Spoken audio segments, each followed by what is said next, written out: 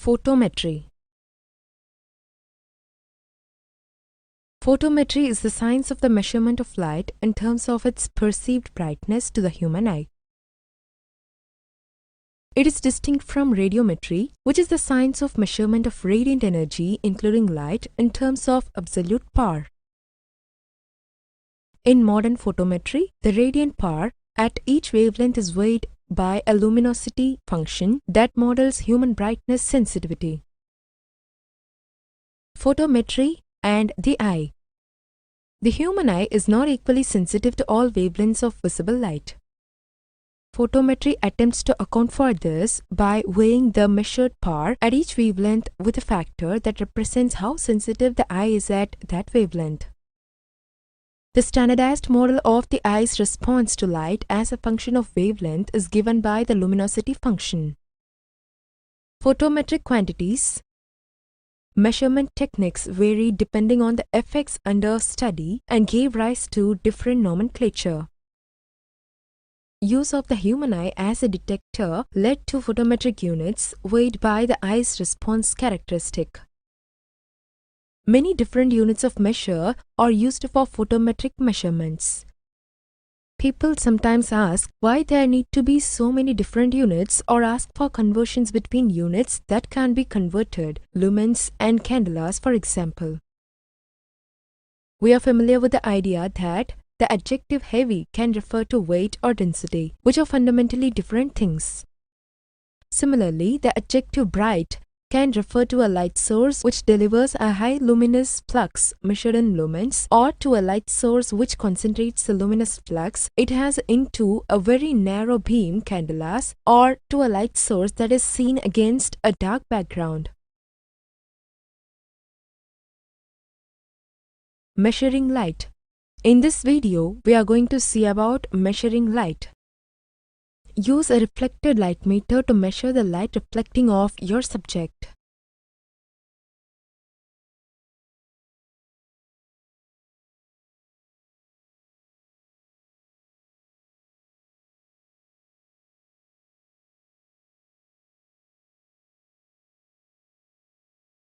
The easiest way to ensure consistent results is to use a gray card. Position the gray card at the subject and make sure that it catches the light that will illuminate the subject. Stand at the camera position and take the reading of the gray card. If the scene contains a wide range of contrast between highlights and shadows, then the user may want to take a variety of readings by standing at the camera position and moving your gray card around the area to measure the light in the highlights as well as in the shadows. Determine the exposure based on the purpose of the shot. If the user wants to see into the shadows, then he needs to increase the exposure a bit. If he does not need to have the highlights overexposed, then he needs to reduce the exposure slightly.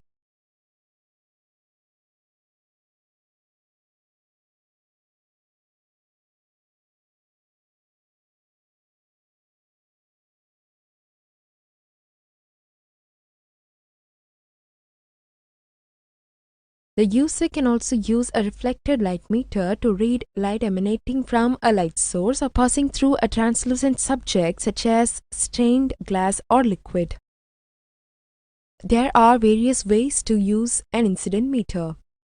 The easiest and most direct way is, with a hemisphere diffuser attached, stand at your subject and point the hemisphere toward the camera position. This works particularly well when shooting outdoors. The hemisphere approximates the three-dimensional shape of the human head and so takes into consideration the highlight and shadow areas of the subject. When working in daylight conditions, it is easiest to set your meter to read in f-stops, but remember, the recommended aperture is based on an assumed normal exposure. Another way to use your incident light meter is, stand at your subject's position and shading the hemisphere or flat diffuser from other light sources, read each light source individually. This method works best when you want to exercise maximum control to achieve a very high level of consistency from shot to shot. In this scenario, I prefer to take my light measurements in foot candles rather than in f-stops. Advantages of incident meters. In this video, we are going to see about advantages of incident meters. A better alternative to reading the light in many scenes is to use an incident meter. Handheld incident meters read the intensity of light falling on the subject and are usually taken from the subject position. Because they are not affected by variances in subject color or reflectance, incident meters accurately record the amount of light falling on the subject. In the majority of situations, an incident reading is extremely accurate and records tones, colors, and values correctly. Advantages of reflected spot measurements. In this video, we are going to see about advantages of reflected spot measurements. Some reflected meters known as spot meters have the ability to take reflected readings of tiny areas of a subject from the camera position. Spot metering is an ideal solution in a lot of special situations where incident readings are impossible and normal reflected readings are unreliable. These include scenes with distant subjects, backlight, an extreme brightness range, highly reflective surfaces, or a main subject in motion. Spot metering. An 18% gray mid-tone area allows you to make an exposure that will record detail, tonality, and color accurately. Once you get accustomed to reading scenes, you will be able to tell which subject areas have an average reflectance, and even in the most contrasty situations, you will be able to take spot readings from critical areas. For example, by taking a spot reading of a tall green saguaro cactus, a medium-toned subject in the middle of a bright sandy desert, you will get an accurate reading of the important subject area. Spot meters also allow you to average readings from several brightness areas within a scene. In-camera spot meters versus handheld meters. Although a number of advanced SLRs offer spot metering capability, the metering angle is directly related to the focal length of the camera lens in use. Every time the lens is changed, the effective spot meter angle changes. With a normal lens in use, the spot metering angle may be 15 degrees or more. A handheld 1-degree spot meter, on the other hand, allows the most selective measurement of distant subjects and small areas in complex scenes. Color temperature. In this video, we are going to see about color temperature. Color temperature describes the specific color of a light, but instead of just simply referring to a light as green, red, or white, we talk about the color of a light in terms of Kelvin. This is a measurement of temperature, and a Kelvin measurement connected to a light source allows anyone to understand exactly the type of light which will be emitted from it. Kelvin itself is a measurement of temperature created in the 1800s by a British physicist called William Kelvin. Kelvin noticed that when heating up a block of carbon, that it changed color depending on the heat produced. This went from a low red color through yellow and blue before reaching a blinding white. This color profile is the reason why Kelvin is used to describe the type of light being produced. Working of color temperature.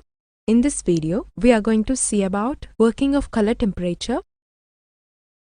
It is quite simple to understand color temperature, sometimes referred to as correlated color temperature or CCT for short. So, don't be put off by the numbers attached. As we said previously, the color temperature of a light is measured in Kelvin. This normally ranges from around 2000 Kelvin to 7000 Kelvin for lights, but can go up to anywhere as high as 10,000 Kelvin. The higher the number, the closer the color produced is to pure white. This is similar to how a tungsten filament glows in a standard incandescent bulb. The more electricity passed through it, which increases the temperature, the whiter the light emitted. The lower amount of electricity used, and therefore the colder the filament, the closer to red the light becomes. This is why dimmer switches produce an almost red glow when used at their lowest settings. There is one issue which tends to confuse matters a little. Although the lower the temperature, the redder the color profile becomes, people still often refer to a light like this as being warm.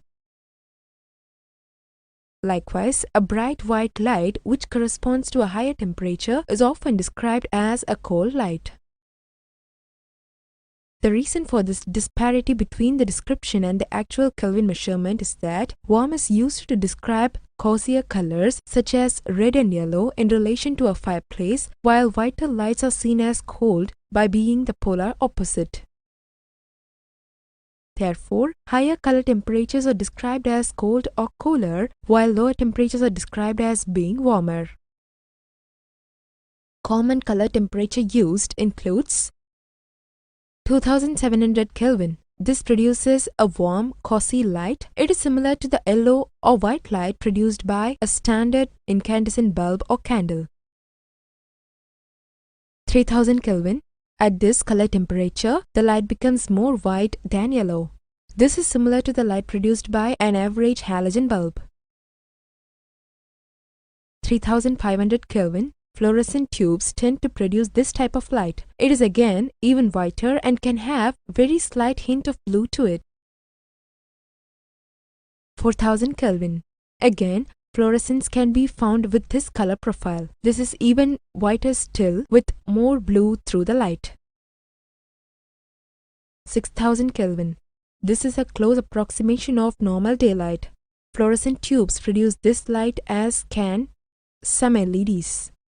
SAD, seasonal affective disorder, lights are also designed to produce light at this color temperature. 6500 Kelvin. A color profile often used to simulate other types of daylight with an exceptionally bright white. There are just some of the more common color profiles in use. However, many color profiles do exist. Using color temperature effectively. There are a number of ways to use color temperature when choosing a light. It all depends on the context and the purpose. Cold lights. A CCT of 5000 Kelvin to 6000 Kelvin is perfect for environments where high visibility is required. This bright white light is perfect for dentists' or doctors' offices where it is important to see every detail on close inspection. It is also perfect for a security light outside of a property, as it will intimidate any burglars or trespassers. Incandescent warm lights. These lights are perfect for relaxation. A cold light can feel sterile and too close to daylight, but a warm light around 2700 Kelvin promotes relaxation by simulating sunset light conditions. Great for areas where you want to entertain guests, eat food, or just want to relax with a book or in front of a television. Mid-range. Around 3500 Kelvin gives a good balance between both ends of the color temperature spectrum. It illuminates study areas brilliantly, but not with such a harsh light that it will cause eye strain of any kind. This is a great trade-off between visibility and appearance. Fantastic when used as a spotlight for a bookcase, painting, or object you wish to draw attention to.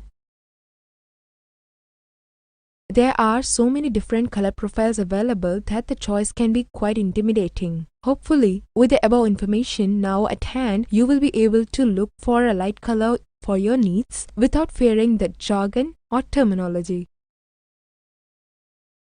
Reflectance. In this video, we are going to see about reflectance. Reflectance photometry is the science of measuring the reflectance by a surface as a function of wavelength of light.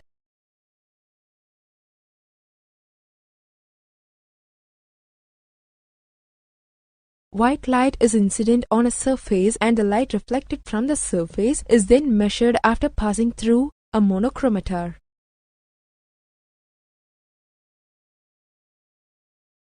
Measurement through reflectance photometry has mainly practical applications. Example, in the paint industry to characterize the color of a surface. List of reflectance for various materials. New asphalt 0.04 to 0.05. Black acrylic paint 0.05. Aged asphalt 0.1 to 0.12. Conifer forest 0.08 to 0.15. Bare soil 0.17. Deciduous trees 0.15 to 0.18. White asphalt shingle 0.2. Green grass 0.25. Aged concrete 0.2 to 0.3. Desert sand 0.4. New concrete traditional 0.4 to 0.55. Ocean ice 0.5 to 0.7. New concrete with white Portland cement 0.7 to 0.8. White acrylic paint 0.8. Fresh snow 0.8 to 0.9. Water 0.03 to 1.0.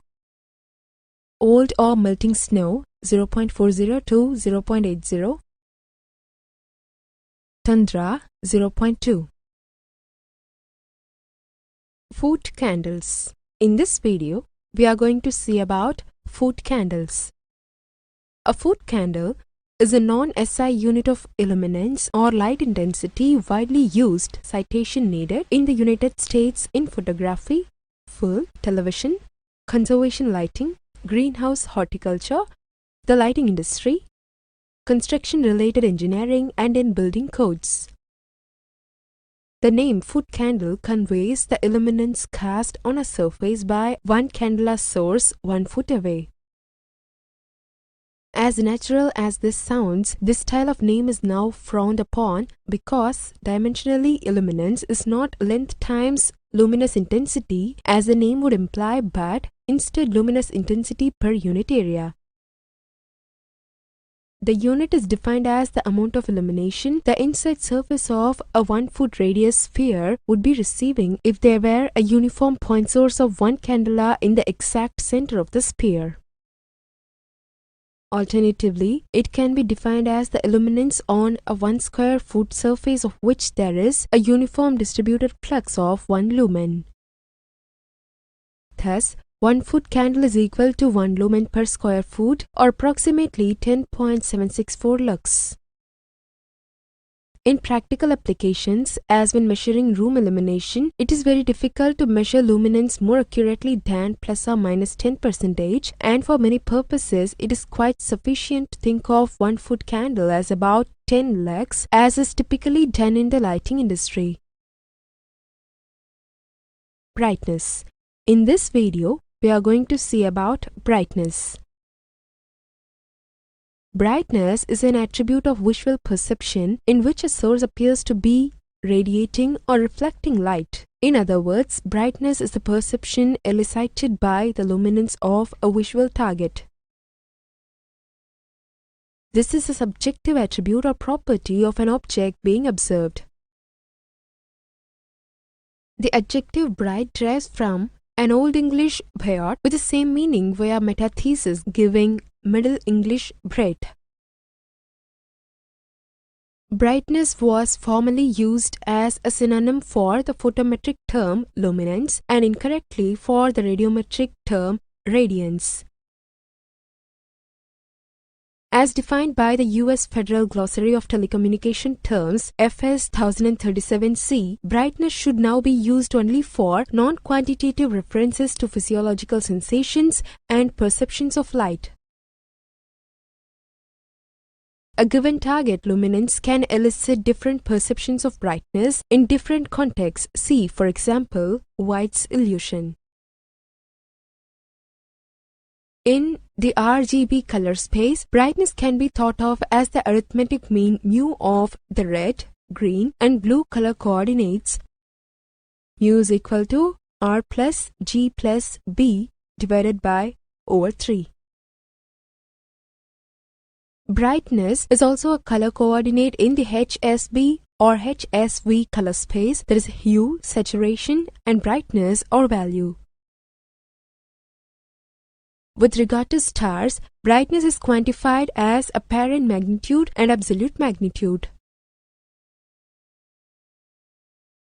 Contrast ratios.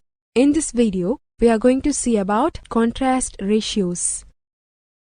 The contrast ratio is a property of a display system defined as the ratio of luminance of the brightest color, that is white, to that of the darkest color, that is black, that the system is capable of producing. A high contrast ratio is a desired aspect of any display. It has similarities with dynamic range. There is no official standardized way to measure contrast ratio for a system or its parts, nor is there a standard for defining contrast ratio that is accepted by any standards organization. So, ratings provided by different manufacturers of display devices are not necessarily comparable to each other due to differences in method of measurement, operation, and unstated variables. Manufacturers have traditionally favored measurement methods that isolate the device from the system, whereas other designers have more often taken the effect of the room into account. An ideal room would absorb all the light reflecting from a projection screen or emitted by a CRT, and the only light screen in the room would come from the display device. With such a room, the contrast ratio of the image would be the same as the contrast ratio of the device. Real rooms reflect some of the light back to the displayed image, lowering the contrast ratio seen in the image. Static contrast ratio is the luminosity ratio comparing the brightest and darkest color the system is capable of producing simultaneously at any instant of time, while dynamic contrast ratio is the luminosity ratio comparing the brightest and darkest color the system is capable of producing over time while the picture is moving.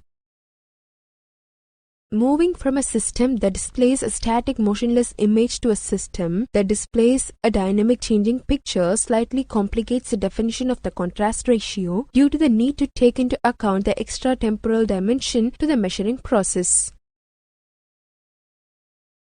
Reciprocity law. In this video, we are going to see about reciprocity law. In photography, reciprocity is the inverse relationship between the intensity and duration of light that determines the reaction of light-sensitive material. With a normal exposure range for film stock, for example, the reciprocity law states that the film response will be determined by the total exposure, defined as intensity x time. Therefore, the same response, for example the optical density of the developed film, can result from reducing duration and increasing light intensity and vice versa. The reciprocal relationship is assumed in most sensitometry, for example when measuring a Herter and Rietveld curve optical density versus logarithm of total exposure for a photographic emulsion. Total exposure of the film or sensor, the product of focal plane illuminance times exposure time, is measured in lux seconds.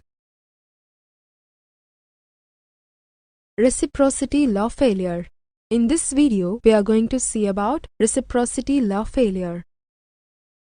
For more photographic materials, reciprocity is valid with good accuracy over a range of values of exposure duration, but becomes increasingly inaccurate as we depart from this range. This is reciprocity failure, reciprocity law failure, or the Schwarzschild effect.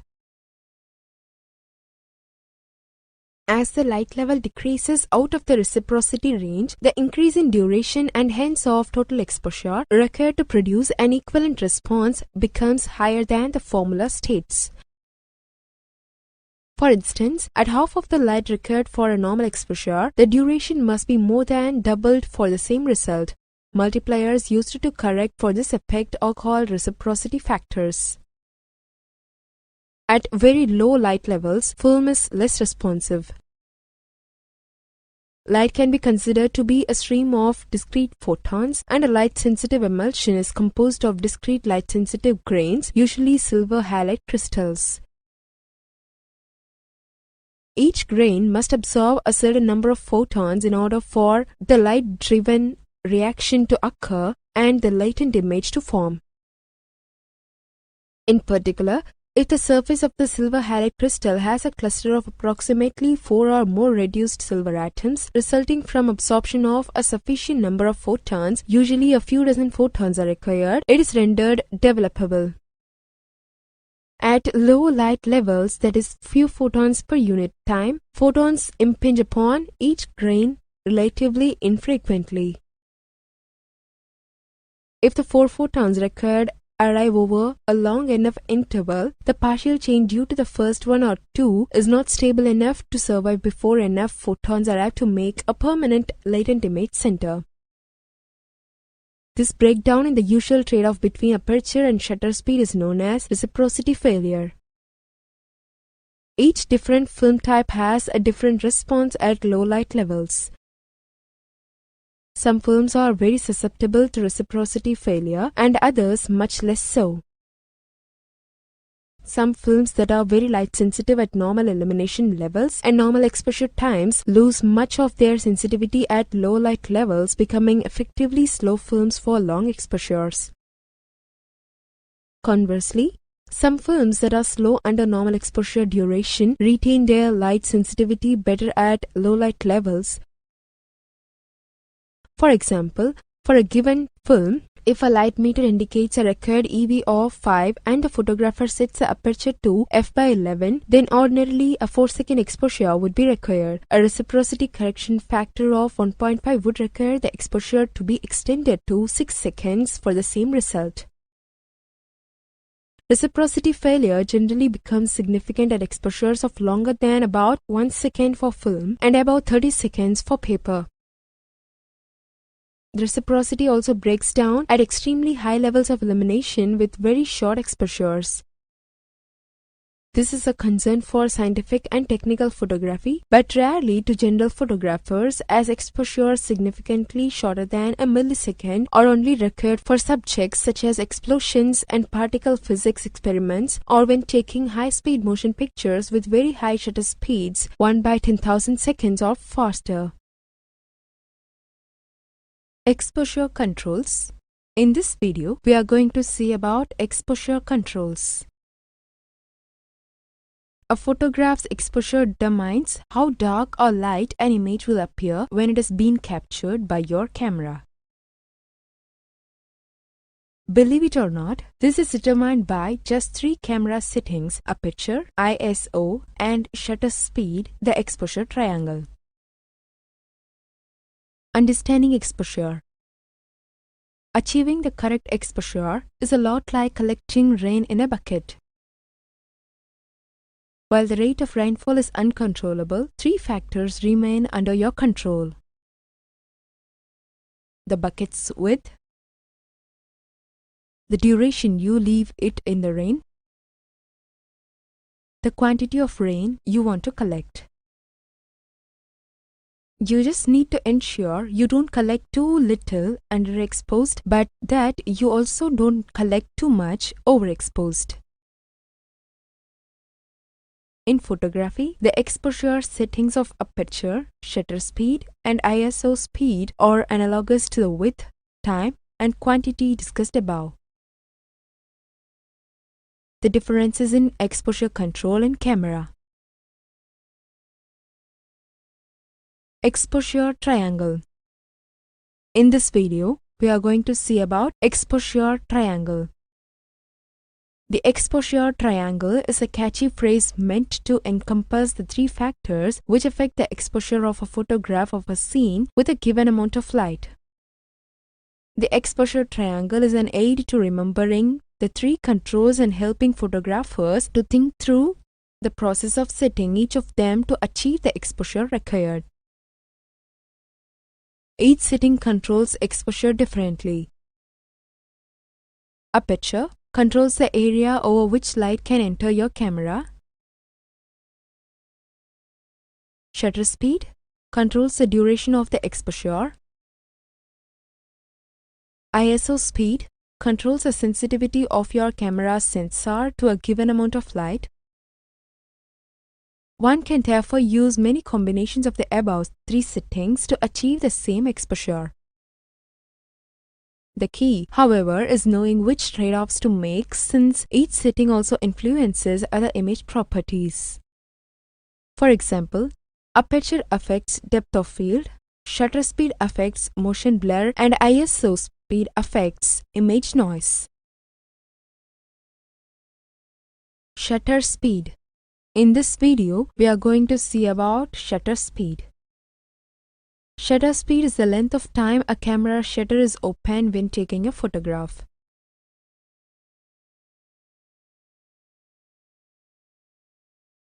In film photography, it was the length of time that the film was exposed to the scene you are photographing, and similarly in digital photography, shutter speed is the length of time that your image sensor sees the scene you are attempting to capture. Higher shutter speed, 30+ seconds, specialty night and low light photos.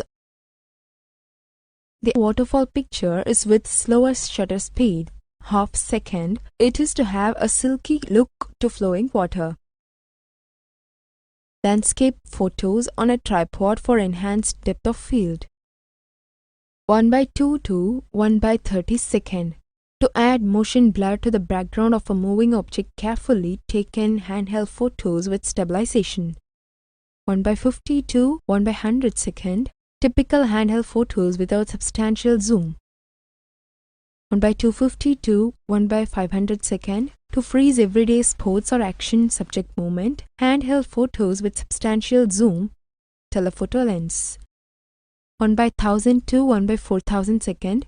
To freeze extremely fast, up-close subject motion. Aperture setting. In this video, we are going to see about aperture setting. A camera's aperture setting controls the area over which light can pass through your camera lens. It is specified in terms of an f-stop value, which can at times be counterintuitive because the area of the opening increases as the f-stop decreases. In photographer slang, when someone says they are stopping down or opening up their lens, they are referring to increasing and decreasing the f-stop value respectively. By the numbers, every time the f-stop value halves, the light collecting area quadruples. There is a formula for this, but most photographers just memorize the f-stop numbers that correspond to each doubling or halving of light. ISO speed. In this video, we are going to see about ISO speed. The ISO speed determines how sensitive the camera is to incoming light. However, unlike aperture and shutter speed, a lower ISO speed is almost always desirable since higher ISO speeds dramatically increase image noise. As a result, ISO speed is usually only increased from its minimum value if the desired aperture and shutter speed are not otherwise obtainable. Common ISO speeds include 100, 200, 400, and 800, although many cameras also permit lower or higher values.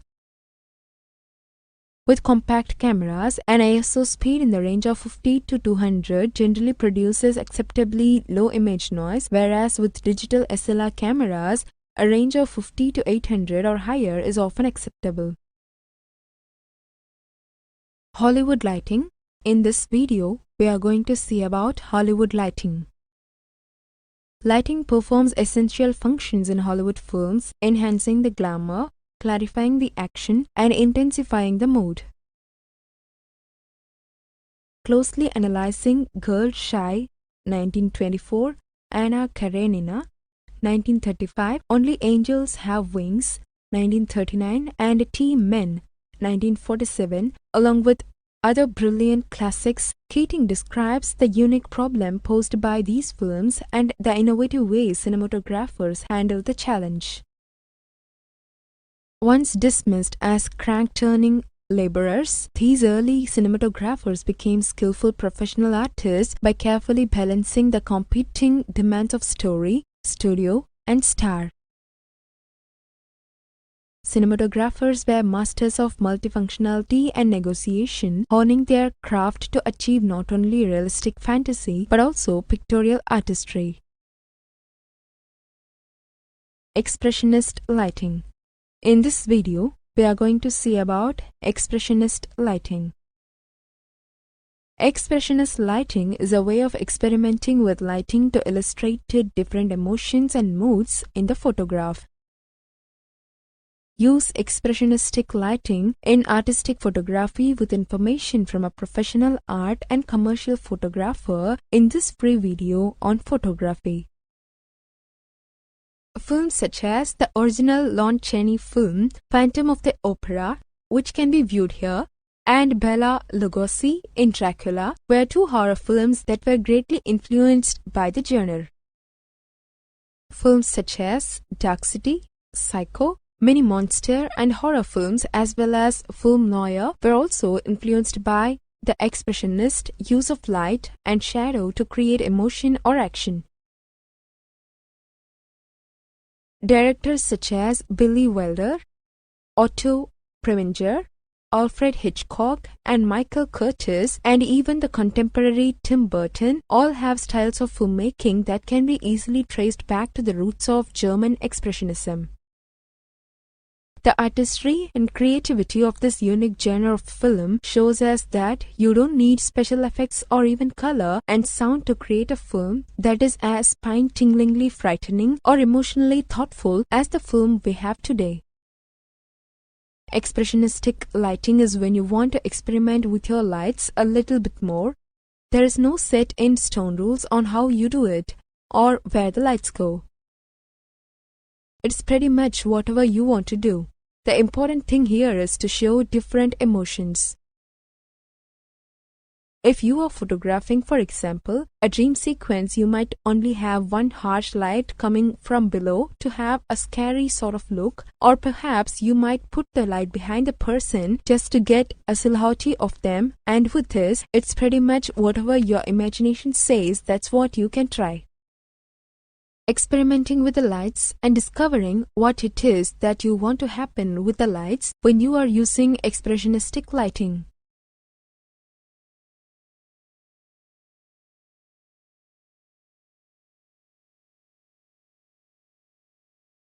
Neo-realist lighting. In this video, we are going to see about neo-realist lighting. The cinematography in this film was the example of the moment. The use of simplistic angles is apparent. This film, shot in black and white, possesses many two shots in place of alternating perspectives during a conversation. Also, the film contained many eye-line matches. This added to the film continuity. The lighting also was characteristic of the moment. Ambient lighting is used in many of the scenes. This gives a footage a more realistic appearance. This film utilizes the camera and lighting to create many moods and emotions. The use of natural lighting in this film follows the moment. This use of natural lighting gives many scenes a rough appearance. The use of long shots is also apparent. This builds focus on the acting and on the location of filming. Cinematography is used to help present the struggle faced by the main character. The film utilized natural lighting. The use of long shots allowed for emphasis on actor's emotion and the location of the filming. The emphasis on location is a characteristic of this moment.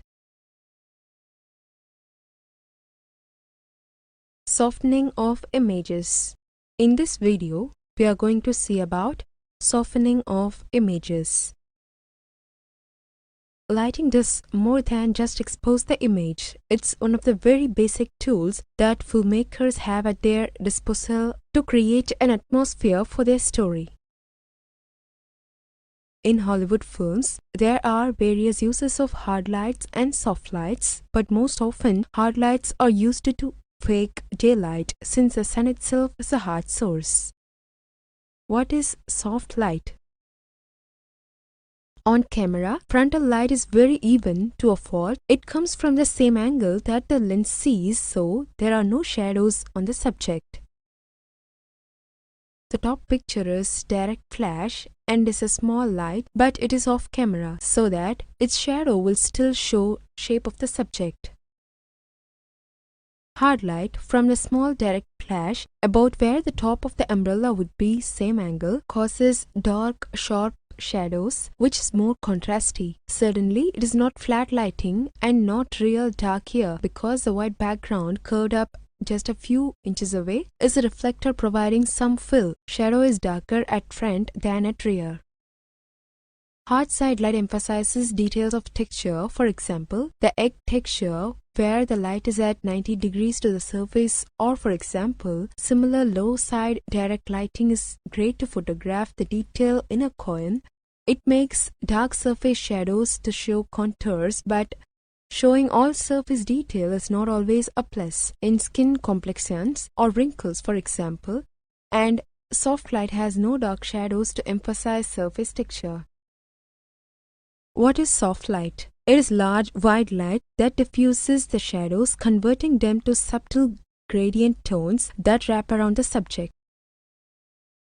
Lighting is all about the smooth tonal gradients, which we call soft, obviously softer than harsh, hard, dark shadows. Tonal variation. In this video, we are going to see about tonal variation. In photography, the tonal range or tonality is mainly an expression of contrast. A long range referred to as high contrast, a medium range means moderate contrast, while a short range refers to low contrast or flatness. The term tone refers to any area of uniform density on a print, negative, transparency, or pixels on a screen. A rich range of tones in a colored as well as a black and white image is vital to its success. In digital photography, this is limited to the sensor's dynamic range and its ability to capture a wide enough distribution of tones that would be considered suitable for the purpose of the photo. Factors that influence tonal range of the final image include subject reflectance as well as the lighting. A high reflectance subject accompanied by highlighting results in a long span of image tones that are probably beyond any sensor's capabilities. Light size and quality, harsh or soft, also control the tonal range of a scene.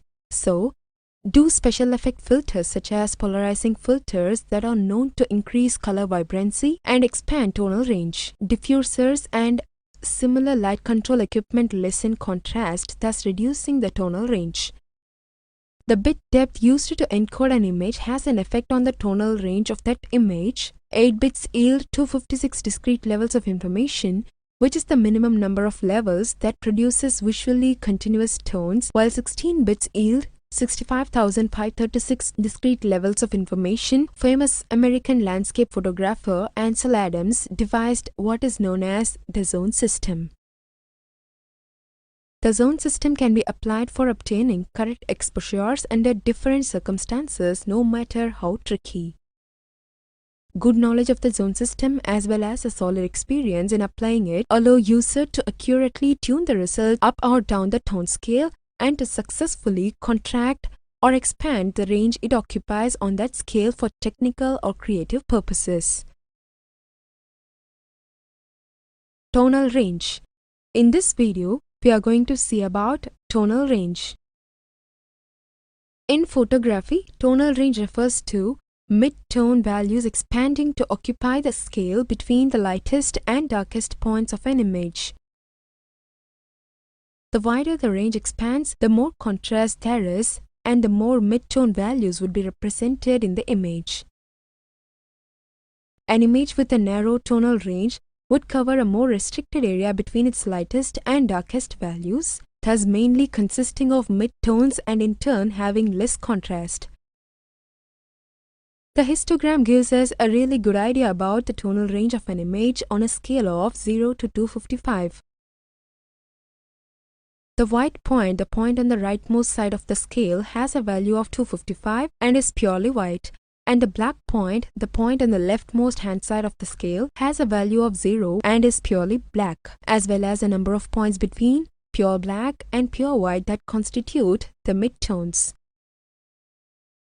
If, however, there were blank areas between successive midtone values on a histogram, this would yield a visible stepping of shades in a gradient constituting graduated colors that break into larger blocks of a single color, reducing the smooth look of a proper gradation.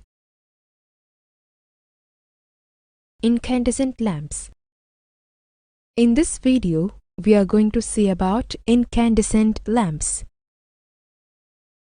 Incandescent light is produced in a bulb containing a filament, usually tungsten, and will produce a warmer, redder color than sunlight. Design and operation. Light in an incandescent lamp is produced by a tungsten filament heated by electric current. The red-hot tungsten filament, about 2800 Kelvin, is in a bulb filled with a noble gas. The electric connection is made possible by a special base at one or both ends. Technical data.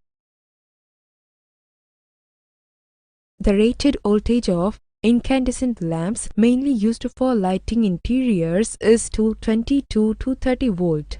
Low voltage 6, 12 and 24 volt lamps are mainly used for safety reasons. The values of rated wattage of normal incandescent lamps are 25, 40, 60, 75, 100, 150, 200, 500, 1500 and 2000 watts. Different bases are used for different rated inputs of lamps as follows. E14 base is used for 25 to 40 watts. E27 base is used for 25 to 100 watts. E40 base is used for 150 to 2000 watts. Cost efficiency. The luminous efficiency of incandescent lamps is 6 to 20 lumens per watts. Their lifetime is usually 1000 hours, but it may be more than double in certain types. Their initial cost is generally low due to their simple design. Their initial cost per produced luminous flux is the lowest, although the price ratio of certain types may be 1:8. Operating qualities. Incandescent lamps produce total light practically immediately after they have been switched on. Starting time is less than 0.1 second. They provide total luminous flux without delay when they are switched on immediately after being switched off or following a break in the voltage of the network. Restarting time is less than 0.1 second. Their life is affected by the voltage of the voltage supply. The larger the voltage, the shorter the lamp's lifetime. The operating temperatures of the bulb and the base are high. Temperatures at the top of the bulb may exceed 300 degrees Celsius. Temperatures along the lamps depend on the burning position. Their burning position is optional. Tungsten halogen lamps for main voltage. In this video, we are going to see about tungsten halogen lamps for main voltage. The tungsten halogen lamp design differs from that of standard incandescent lamps in the following ways. The light source is linear, the envelope is made from quartz glass, and the tube contains halogens, hence the name. Bases are situated at both the ends of the tube. Their operation is the same as that of standard incandescent lamps. The quality of light.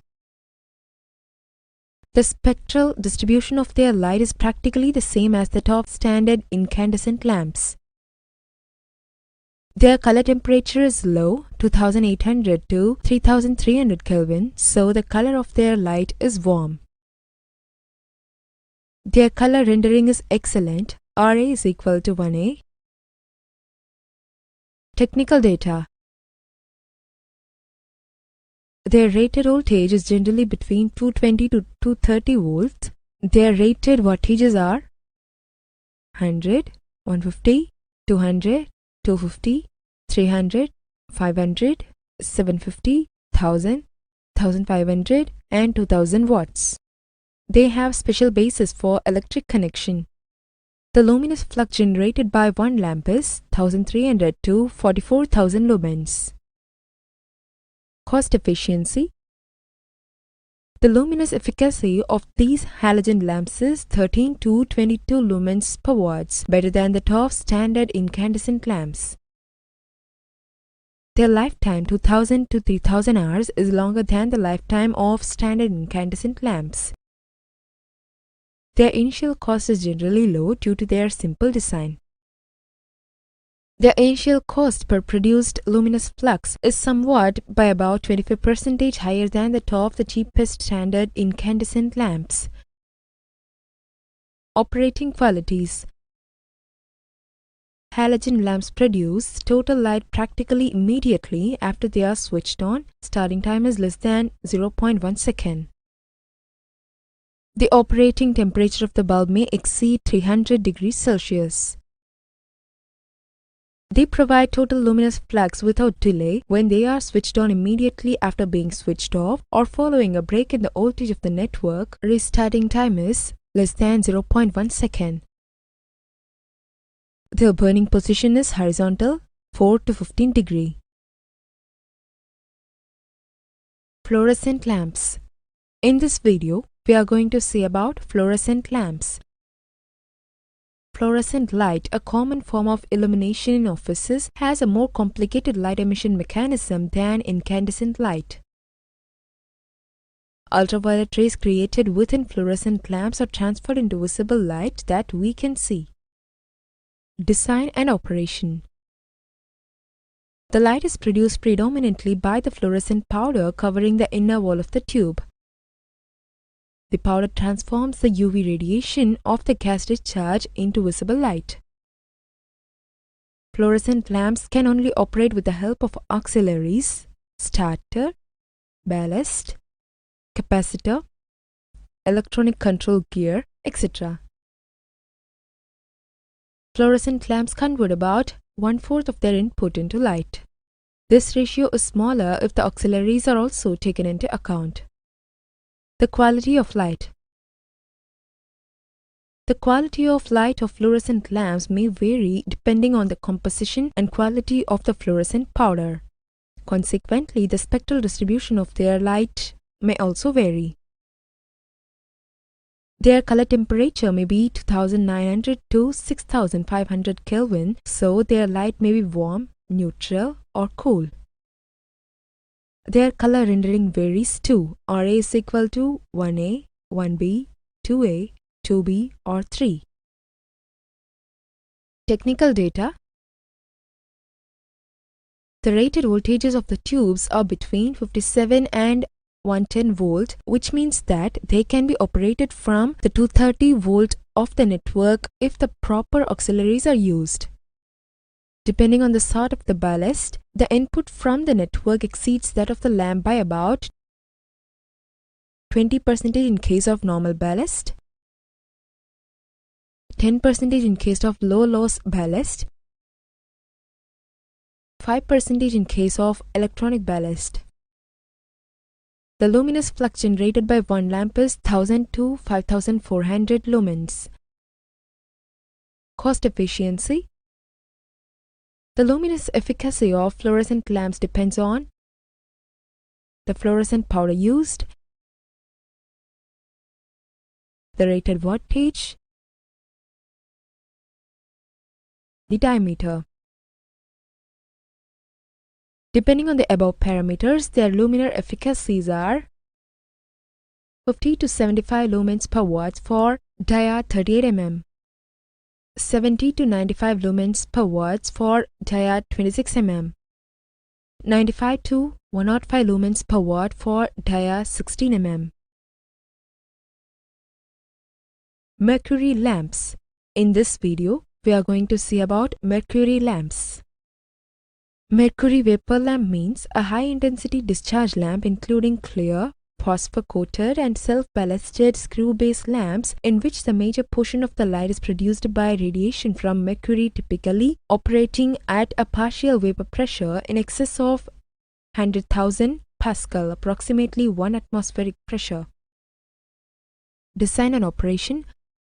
Mercury lamps belongs to the group of HID, that is, high-intensity discharge lamps. These lamps have two envelopes. The inner quartz envelope is an arc tube. The gas discharge is started by a starting electrode. The radiation generated by the electric current through mercury vapor is only partly light. Its invisible part is transformed into light by the fluorescent powder on the inside surface of the outer envelope. Mercury lamps need auxiliaries, ballast or starter transformer for their operation. Mercury lamps convert only about 1/6 of the input into light. This ratio is smaller if the consumption of the auxiliary is taken into account. The quality of light. The quality of their light may vary depending on the fluorescent powder used. Their color temperature is 3350 to 4000 Kelvin, so their light is warm or neutral. Their color rendering is bad, Ra is equal to 3, their luminance is high. Technical data. Their rated lamp voltage is 95 to 145 volts. Their rated lamp wattages are 50, 80, 125, 175, 250, 400, 700 and 1000 watts. Cost efficiency. The luminous efficacy of the lamps is 30 to 60 lumens per watt, but these values are smaller if the auxiliary is taken into account. The lifetime of mercury lamps is 8,000 to 20,000 hours. Operating qualities. Mercury lamps produce total luminous flux in a matter of minutes after they have been switched on. Starting time is 2 to 5 minutes. Total luminous flux is produced in about 10 minutes after they have been switched off and on. Restarting time is 10 minutes. Metal halide lamps. In this video, we are going to see about metal halide lamps. It is a powerful source of light. This type of lamp is known as MH lamp. It is an HID lamp, that is high intensity discharge, which means it provides most of its lights from the electric arc within a small discharge tube. It is becoming increasingly popular due to its good quality white light and good efficiency. The most prominent use of the MH lamp is in stadiums and sports fields. It is also used widely for parking lots and street lighting in urban areas. Design and operation. Metal halide lamps are HID lamps too. They have two envelopes. The inner quartz arc tube contains other metal halides in addition to mercury. Light is generated in the arc tube either with the help of an auxiliary electrode or with the help of a starting impulse. The outer envelope may or may not have a fluorescent powder coating. Metal halide lamps convert only about 1/4 of the input into light. This ratio is smaller if the consumption of the auxiliary is taken into account. The quality of light. Their quality of light depends on the metal halides used in the arc tube. Their color temperature is 3000 to 6000 Kelvin, so their light may be warm, neutral or cool. Their color rendering is usually good. Ra is equal to 1A, 1B or 2A. Cost efficiency. The luminous efficacy of the lamps is 55 to 110 lumens per watts. These values are smaller if the auxiliary is taken into account. The lifetime of metal halide lamps is 2000 to 10,000 hours. Operating qualities. Metal halide lamps produce total luminous flux in a matter of minutes after switching on. Starting time is about 5 minutes. Total luminous flux is produced in about 10 minutes after they are switched off, and on restarting time is 10 minutes. In some special types with extra built-in electrodes, restarting time is only a few seconds.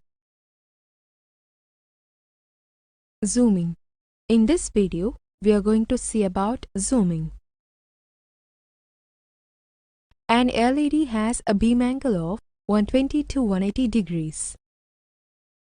The hot spot that can be observed with most reflector type lights are the result of the outside of the LED beam pattern that is folded and directed by the reflector. There are some losses due to the imperfect reflection surface of the reflector, but it is minimal. In this example, the red part is folded and redirected forward, where the middle section leaves the light unaffected. The shape of the reflector is very important. There are two ways to increase the hot spot of the reflector type light. The first is to make the reflector deeper, and the second is to make the reflector wider. In both the cases, more of the light emitted by the LED is folded and directed forward. The advantages of reflector type lights are that they make use of more of the available light, as well as having a combination beam with both flat and focused areas. Zoom lens lights. Depending on the design, the lens or the LED position can be adjusted to change the distance between the two. As the distance changes, a different part of the beam emitted by the LED is captured and deflected. The picture defines the light in focused mode and flood mode. Focused or zoomed mode. When the distance is the greatest, the lens catches only the light that is traveling directly at the lens. When the light enters the lens, its angle is changed and then travels in a focused beam. As can be seen, most of the light is wasted when the light is in this mode, although the beam is more concentrated to some extent. If it is assumed that the amount of light is uniform over the LED beam angle, which to some extent it is, then a significant amount of light is on the outside of the beam. Just to illustrate, we made a quick calculation based on area, and in this example, 86% of the light emitted would be wasted. This should, in reality, not be as dramatic because the spatial distribution is not uniform. It does show that a significant amount of light is wasted in zoomed mode. Spotlight. In this video, we are going to see about spotlight. A spotlight is a general term for any lighting instrument used in theater to create a pool of light on the stage. There are many different types of spotlights which break down into three general areas. Fresnel lanterns or Fresnels US, profile spots UK, ellipsoidal reflector spotlight. Fresnel lanterns or Fresnels US. A Fresnel lantern US, or simply Fresnel US, employs a Fresnel lens to wash light over an area of the stage. Fresnel lanterns or Fresnels US are small fixtures giving a soft-edged spot or pool of light. Their name comes from the distinctive ridged Fresnel lens used on the front. The resulting beam of light is wide and soft-edged, creating soft shadows, and is commonly used for backlight, top light, and side light. Fresnels use a spherical reflector with a lamp at the focus point. The lamp and reflector remain a fixed unit inside the housing and are moved forward and back to focus the light. Profile spots UK. Profile spots UK tend to be longer fixtures containing convex lenses and having a gate at their focal point, which enables the insertion of gobas or irises to shape the beam of light. They give a hard-edged beam, most often associated in the public mind with spotlights. Ellipsoidal reflector spotlight.